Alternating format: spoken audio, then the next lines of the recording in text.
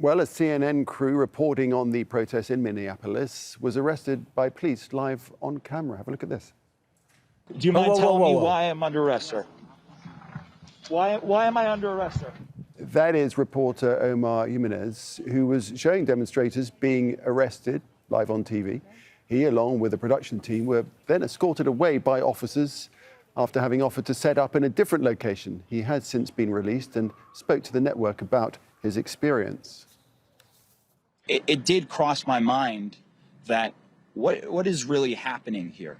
And the one thing that gave me a little bit of comfort was that it happened on live TV. There's been this, when you talk within the community about, let's just say, what's happened with George Floyd, there's always a discussion that what's happening isn't new, it's being filmed. And that speaks to the power of having something happen on camera, because you can have people speak up for you without you saying anything. And that gave me a little bit of comfort knowing that you guys saw what was happening, I was living what was happening, and the country was seeing what was happening unfold in real time right before their eyes. You don't have to doubt my story. It's not filtered in any sort of way. You saw it for your own eyes. Courtney Redditch, who's the advocacy director for the Committee to Protect Journalists, and joined us live from Washington, D.C. via Skype. Courtney, in the context of the climate engendered by the nation's leader, by Donald Trump,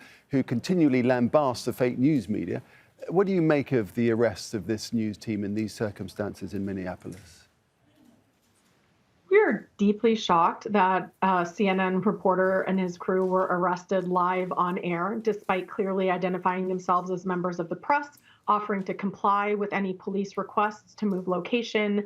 And this is not acceptable in a democracy. It's not acceptable behavior by law enforcement. And of course, we're concerned, as we recently reported in our latest report on the Trump administration and the media, about how this constant vilification and harassment of the press by President Trump and other political leaders vilifies them and creates a permissive environment where violence could become more likely.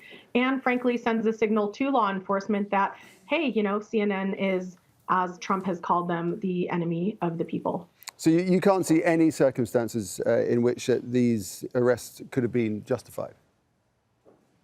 Based on what I saw in the video and what we saw, the calm demeanor of these reporters, the very clear compliance with any, requests, no. And the fact that they were not able to verify that they were media just seems ludicrous in light of the fact that they were live streaming. It wouldn't take an hour to, they didn't need to handcuff them. It wouldn't take an hour to verify. They could have gone on CNN and looked at the live stream and see themselves on television. So that just does not ring true. And I think that the fact that you heard the governor apologize clearly indicates that, no, this was not acceptable behavior. And this should send a signal more broadly to law enforcement that they must protect the rights of journalists to report freely and without fear of reprisal or harassment or arrest. Right. And it's also kind of curious, or I should say blatant, really, that you see a black reporter there being led away in handcuffs, arrested for doing his job, when a white member of the team was not arrested.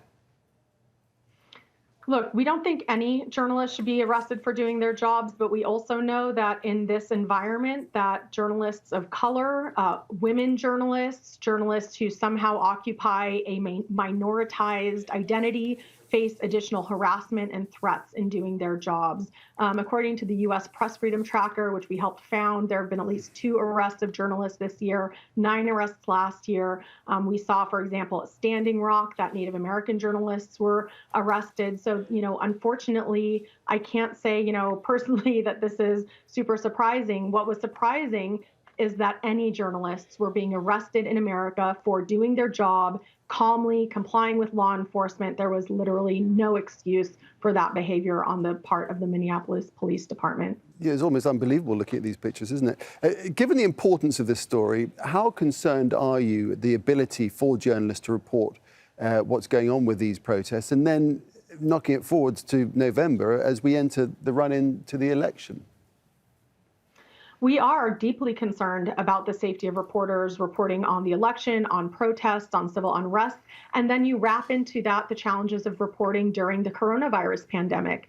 So in fact, our CPJ Emergencies, which provides life-saving guidance and support to journalists on the ground, has put out several safety advisories about how to cover civil unrest safely, how to cover coronavirus.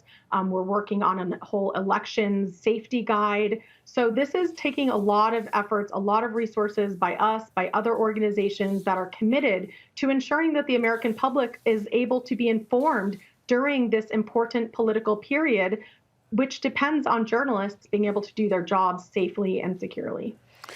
Courtney, just great to get your perspective on this important story. Courtney Radich, Committee to Protect Journalists. Thanks very much indeed. Thank you. My pleasure. Thanks.